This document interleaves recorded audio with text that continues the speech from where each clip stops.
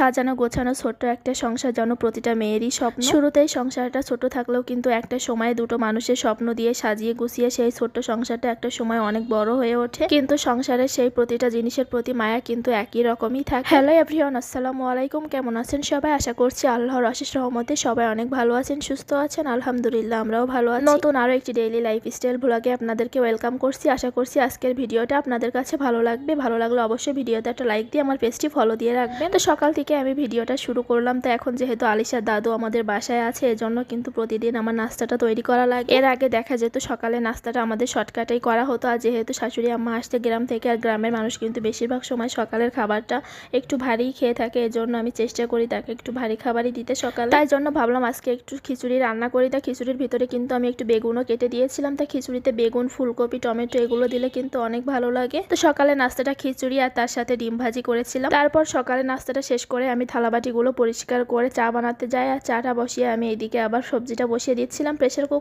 কুকারে সবজিটা বসিয়ে দিয়ে এর মাঝে আমরা চাটা পান করে নিই। আর এখন প্রতিদিনই চা খাওয়া লাগে, কারণ গলাটা একদমই বসে আছে। তারপর এইদিকে আমার সবজিটা সিদ্ধ হয়ে গিয়েছে, এই যে পানিটা অনেকটা শুকিয়ে গিয়েছে। এই পাশে আমি একটু তেলের পরে দিয়ে নিলাম। তো এখানে তেলের ভিতরে আমি রসুন, পেঁয়াজ আর শুকনো মরিচ দিয়ে কিছুটা সময় ভেজে নিয়ে তার ভিতরে আমি সবজিগুলো দিয়ে দিয়েছি।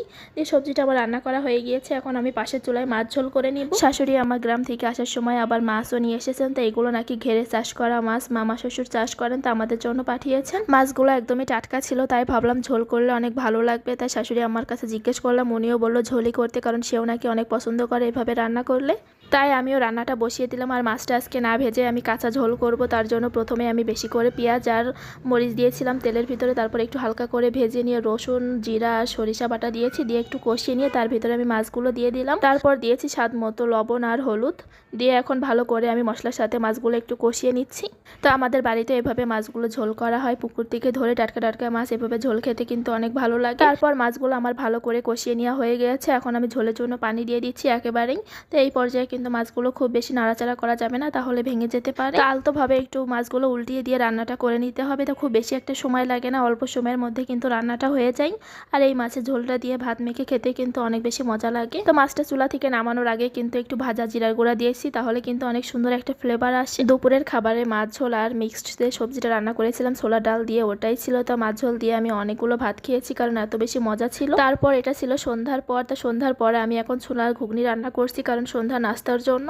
তো ছোলার ঘুগনিটা কিন্তু আমি আলু দিয়ে একটু কষিয়ে রান্না করেছি। তো এইভাবে খেতে কিন্তু অনেক বেশি মজা হয়ে থাকে। নামানোর একটু আগে দিয়ে আমি ধনিয়া পাতা দিয়ে দিয়েছি, তাহলে কিন্তু ফ্লেভারটা অনেক বেশি সুন্দর আসে। তো রান্নাটা কিন্তু আমার হয়ে গিয়েছে, এখন আমরা সবাই মিলে খেয়ে নিব। শাশুড়ি আমার গ্রাম থেকে মুড়িও ভেজে নিয়ে এসেছিলেন, তো মুড়ি দিয়ে আমরা এখন ছোলার ঘুগনিটা খাবো।